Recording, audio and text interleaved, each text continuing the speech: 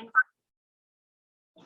we are going to play with pattern paper, die cuts, ephemera, cardboard stickers.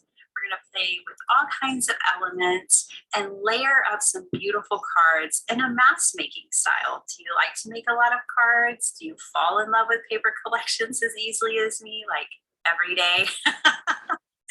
Well, good. You're in the right place. I'm going to take you to my table. I'm going to show you what I'll be working with today. And then I'm going to make 3 cards with you and share lots of tips and tricks. So let's get started. All right, so let's get started thinking about our supplies.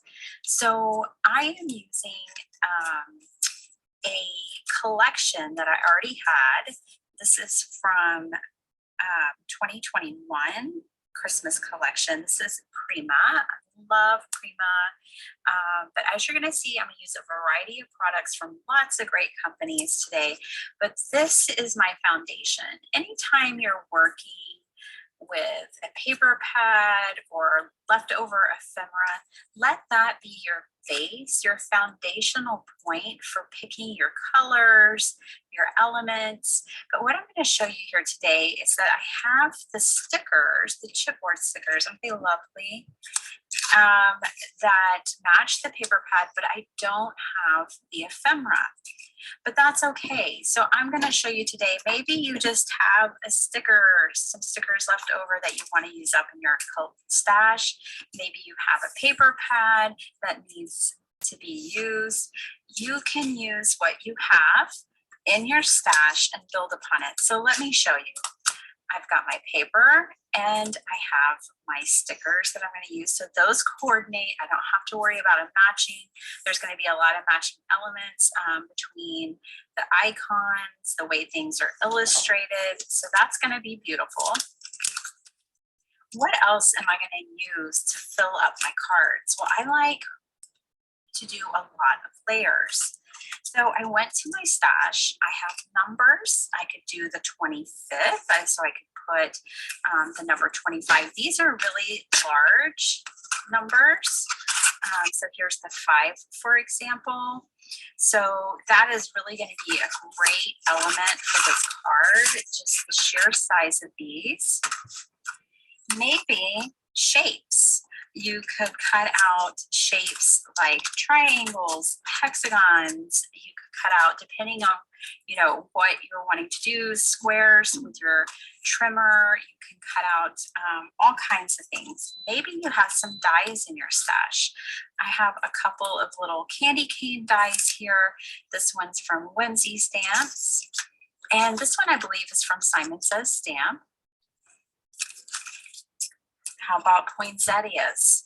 So there are some poinsettias in this collection right there with the little round peppermints and flowers.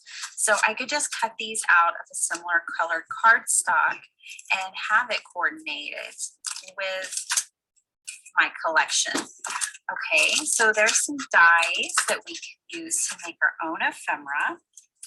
How about stamps? You could easily grab some stamps. This is from 49th and Market. And there's a poinsettia. Here's a tree. This one doesn't quite line up with the way things are illustrated here. That is something you can think about. But the poinsettia would definitely work. All the sentiments would be gorgeous, especially I like how those are really like repeating and make a great background. So, go into your stash, explore what stamps you have. You could make your own tags, which would be a great layering piece when you're talking about ephemera. This one was by Honeybee, and these two coordinates. But if you don't have dies, cutting a banner tag or making one of these tags is very simple without a die set. But if you had one with really fun and unique shapes, which is why I picked this one, then you could definitely play around with adding some tags and maybe some sentiments to make some ephemera. Maybe you might have other elements. These little deer are really sweet from Tim Holtz. Now this is obviously going to be a very dimensional thing to add. It wouldn't mail with your typical like a typical card, but if you're putting it inside a package or you're hand delivering, then you can add as much dimension as you want. Grab embossing folders if you have them. I think this embossing folder would be beautiful with this collection. And I love how intricate it is. So you could emboss and add elements. So if we go back and we think about our shapes, you would cut these first through your embossing machine, or sorry, through your die cutting machine. And then you run it through your embossing folder and you could have embossed shapes as ephemera. Stencils. Stencils are another option. This is a mini set from Stampers Anonymous and Tim Holtz, and it's poinsettias as well. Obviously, the great thing about something like stencils is you can color this any way. You can scuff it up with a nail file and get a brushed metal look. I really love the dimension that adds. I really like to distress my die cuts and my cut aparts. So these cut aparts come from the paper pad. This paper collection that I'm focusing on today is Christmas Sparkle. It's Frank Garcia and Prima. It's beautiful. I really like these pages. I use these for the inside of my cards. For me, a card's not done until I've done the inside.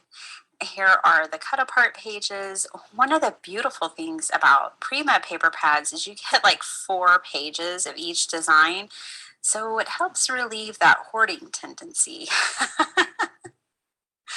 Okay, so I just wanted to show you all those, but I definitely use the cut aparts. Now, I selected my inks, and again, I just did it by taking a few of these cut aparts and matching them to the inks that I had in my collection to find what I wanted for ink blending, for stamping, and adding detail to my cards. Now, one of my favorite ways to color die cuts is with Distress Oxide or Distress ink and brushes. It's really quick work. So I went ahead and die cut all of my die cuts today out of white. I also thought I might want to leave some white.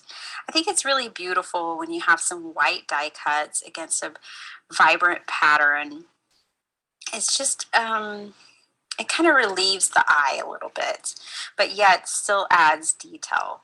So now I'm going in with this Victorian velvet and just adding a touch of darker color in the center of these poinsettias. And I think that they're just beautiful, just like that. Another great way to color your die cuts is with alcohol markers, colored pencils. You can stencil on top of them. I mean, anything, right? Stencil butters, metallic waxes, just anything. So right now I'm coloring up some candy canes, and as you can see, I'm only making 3 cards today. But if you're mass making and you're hoping to make 25, 50 cards for Christmas, so you're getting started in July, this is why I would suggest the folders or something to keep your die cuts in, because you might need 50 candy canes and 100 flowers. So now I'm going in with a slightly darker color here, and I'm just adding one quick line of detail. I'll bring it up to the camera and let you see what it looks like close up when I show you the cards close up later. So now I'm going through the paper pad, and when you're layering patterns, think small, medium, and large. It really helps to think about the pattern that you're seeing as if it's small, medium, or large. I grabbed a Spellbinders die from my stash, and I will be using that. I wanted to treat my background papers, which is what these 3 papers are, differently. So one of my favorite ways to distress paper, it adds a ton of dimension, is with my scissors around the edges. With this one, I stitched around it. And now on the 3rd one, I am going to do some heat embossing, and I am going to heat emboss this beautiful glitter embossing powder.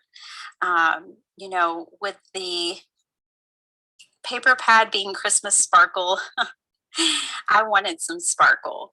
So now I'm just simply getting this paper ready to be embossed. Um, and I just love, you can do this, the band around the edges can be as thick or as thin as you want. I wanted something very bold and very sparkly. I love also the roughness of it and how it looks distressed. So here's that Spellbinders die. I decided to use that for all three of my cards. Now this is my mask making tip for you guys. I lay all of my cards out at once. So if I will make up to 10 at a time, I lay out all my ephemera and sort it. I lay out all of my card bases and I build them like this. I build them together. I'll lay down all of the 25. I'll lay down all of the um, cut aparts. I'll lay down all of the flowers and I'll start arranging them. And because each element is slightly different, every card is always a little different. Maybe just how you angle your numbers can be different. Um, but it's great because you're using technically all the same elements. And this is just a tremendous way to make cards quickly. It is my favorite way to mass produce cards. I love working with paper, ephemera, and all of these kinds of elements. And I have found this approach to be the quickest way to make a batch of cards. I donate hundreds of cards every year, and so I like to move quickly through my card making. I mean, I do all kinds of card making. I don't just work with paper and ephemera, but when I am, this is how I like to do it. Okay, here's another tip. I'm using micro pour tape. You could also use any low tack tape that won't damage your elements, your paper elements. But once I have them arranged, I tape them together on the front so that I can pick it up and glue it much easier. Now for any overlapping parts, you will have to go ahead and add glue to them. But I find this a method to be very effective and very easy. Here, I know that half of that flower was going to be covered, so I cut it in half. And you can tell I'm picking up the two candy canes and the tag at the same time. It just makes things, it keeps things more the way you wanted them in the beginning. So you're not stuck rearranging, and it just makes the whole process move faster. Again, for mass production, this is a great tip. It only takes us, a little bit of time to tape them together, and that security really helps a lot. I do add some different foam and pop up some elements. That's completely optional, or you could pop up even more elements. Another thing I like to do is recycle cardboard and use it instead of foam tape for larger elements. So now I have everything and I'm gonna glue this whole thing down. And that is essentially how I assemble my cards. I am going to use some glue dots for this sweet little deer. And I used quite a few, even more than you saw here, just to make sure it was really secured down. Now, because I had stitched this, I put a little extra glue on the back to keep the stitches in place. And I'm going to glue this down. I'm making 5x7 cards today. I love making 5x7 cards. They're actually my favorite. Um, most store-bought cards are 5x7, and I noticed one year that my card was the smallest one on the mantle. I had made it A2. That's not a bad thing. It doesn't need to be the largest. Um, but it was just something I noticed, and ever since then, I've always made 5x7 for the most part when I'm making Christmas cards. All right, so this is the paper I had cut down for the insides of my cards. One thing I wish I would have done, so you can do this, is not glued my card front on my base until I had the inside done. I would prefer to wait and do the inside first so I could do more stamping and stenciling. I had to keep that limited because I had already glued this down and that was going to make it extra bumpy. But I got a little done. I kind of felt the card base just to see where I might be able to put this flower without it getting a bad impression. You know, the longer you leave your stamp down, the better the impression you'll get. So if you're ever concerned about that, just leave your stamp a little longer. You'll get a better impression. With black, I like to fill in with my micron when needed. And to me, decorating the inside of the card really makes them feel complete. It takes the wow factor to like a surprise level when people open it up, and it just feels finished. Okay, so these are my 3 cards, you guys. I hope you learned something new or reminded of something you already knew when it comes to paper layering today, creating your own ephemera and die cuts, using and loving the things in your stash.